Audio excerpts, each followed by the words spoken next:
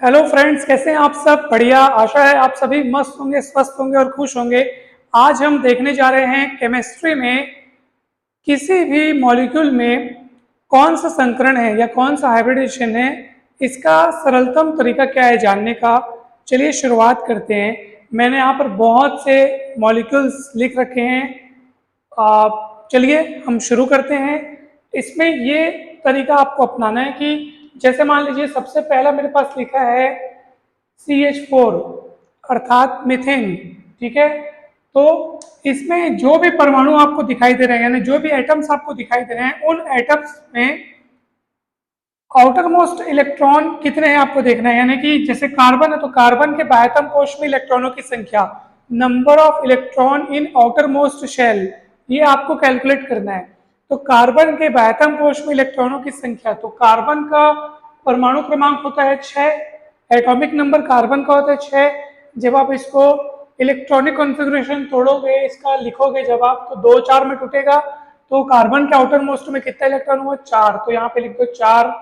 Hydrogen का तो atomic number 1 होता है, तो इसका आउटर मोस्ट में 1 ही इलेक्ट्रॉन होगा, लेकिन टोटल 4 हाइड्रोजन है तो एक हाइड्रोजन के आउटर मोस्ट में 1 इलेक्ट्रॉन, यानी एक हाइड्रोजन के बाह्यतम कोश में इलेक्ट्रॉनों की संख्या 1। लेकिन क्योंकि टोटल 4 हाइड्रोजन है इसलिए 1 गुणित 4 करके 4 लिखना होगा। तो 4 4 कितना आ गया? 8। अब सुनिए ध्यान से मेरी बात।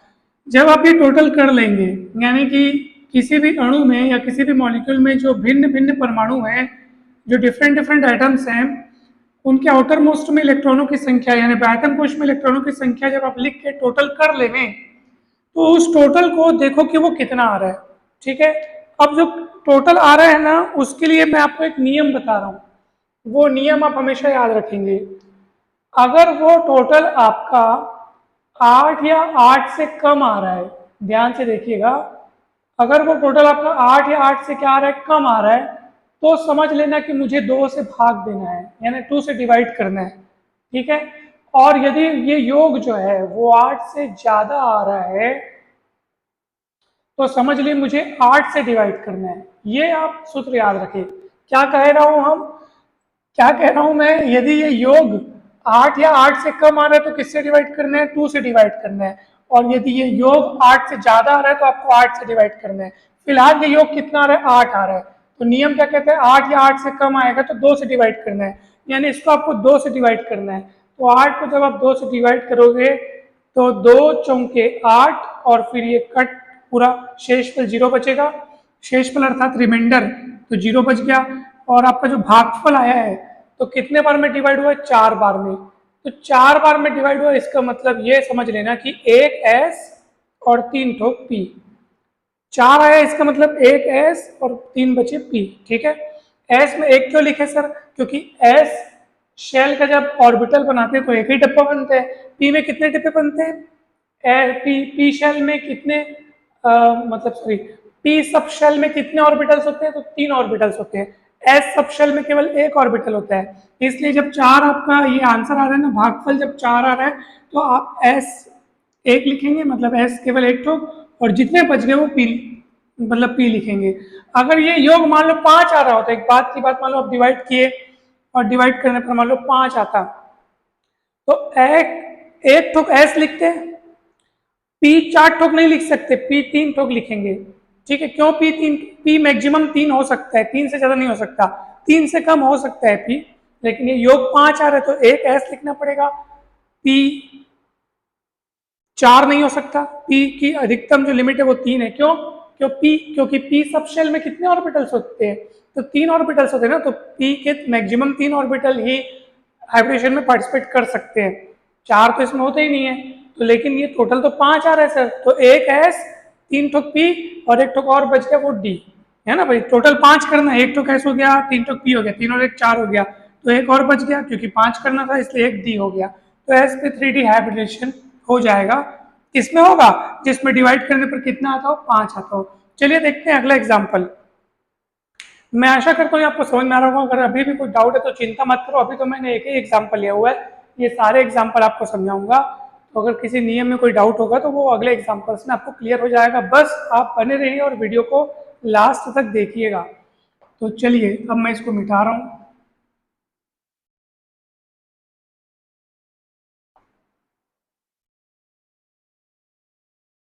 दूसरा मेरे पास लिखा है PCl5 अर्थात फास्फोरस पेंटाक्लोराइड।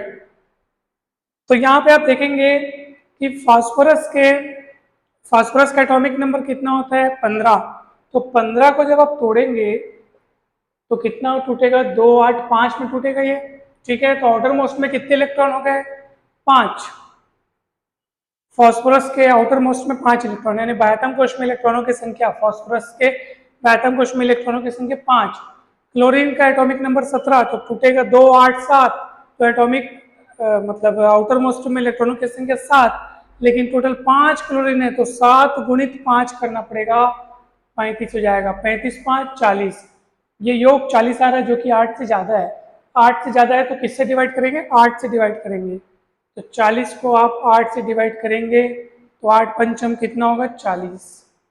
ठीक है, 5 आ गया, कितना आया 5। 5 का मतलब क्या है, एक एस होगा 3 पी होगा 1 टी होगा। पी 3 से ज्यादा नहीं लिखना, एस 1 से ज्यादा नहीं लिखना। डी 1 2 3 चलेगा, अभी और आगे बढ़ेगा क्योंकि डी सब शेल में तो 5 ऑर्बिटल्स होते हैं। ठीक है, तो डिपेंड करता है कि आपका भागफल कितना आ रहा है। तो sp3d इसमें हाइब्रिडेशन हो जाएगा, किसमें PCl5 में।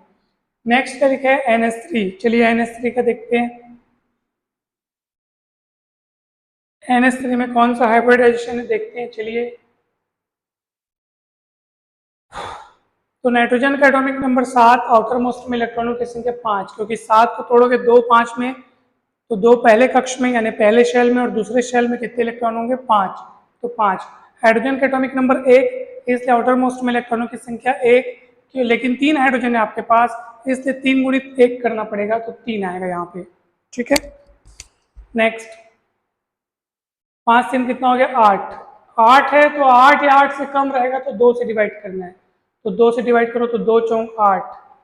4 है, इसका मतलब क्या है 1 है 3 पी, sp3 हाइब्रिडेशन। NH3 का भी पता चल गया, बहुत सरल है। ठीक है, तो ऐसे ही आप H2O का भी आप देख सकते हैं। हाइड्रोजन के आउटर मोस्ट में 1 इलेक्ट्रॉन, लेकिन 2 हाइड्रोजन तो 2। ऑक्सीजन के आउटर मोस्ट में 6 तो 2 6 8 हो गया, उसमें भी sp3 आएगा।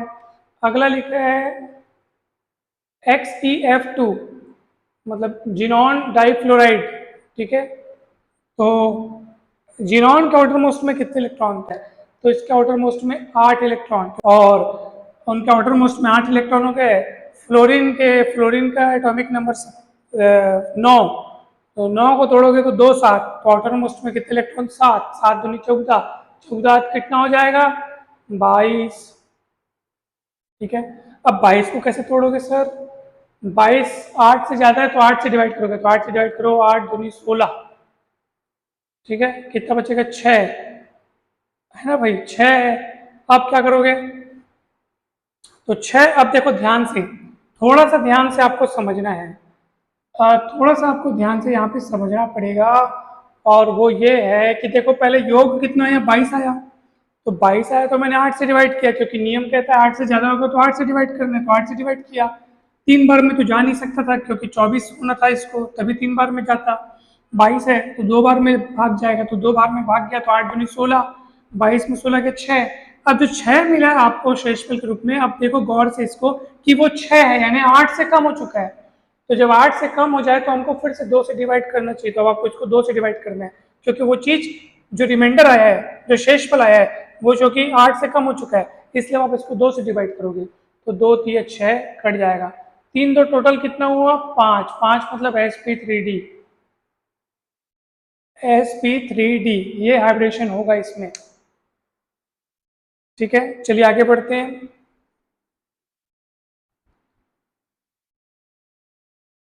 अब अगला देखेंगे आप क्या लिखा है SF6।